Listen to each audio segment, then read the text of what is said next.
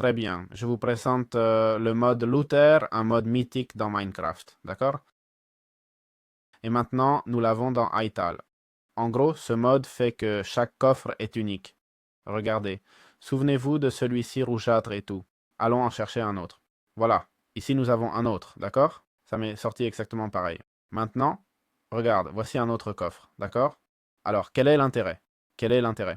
L'intérêt de ce mode est que looter fait que tous les joueurs voient un butin différent. Ça signifie que si je joue sur un serveur et que je paye un coffre, mon ami aura un butin différent du même coffre. Donc si on joue à 50, on a tous du butin après le donjon. OK?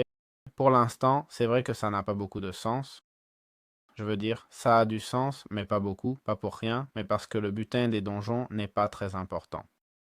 C'est vrai que ça rend une zone rejouable. Non, ce qui est super important, rejouable entre différents joueurs, je veux dire, c'est super important pour éviter que quand tu crées un monde ou rejoins un serveur existant, tu doives voyager des milliers de blocs pour construire une structure qui a du sens, non? Par exemple. Donc ça ajoute beaucoup d'intérêt, mais c'est vrai aussi que le butin qui est dans Ital actuellement est très déséquilibré, dans le sens où ça ne vaut pas la peine de faire un donjon.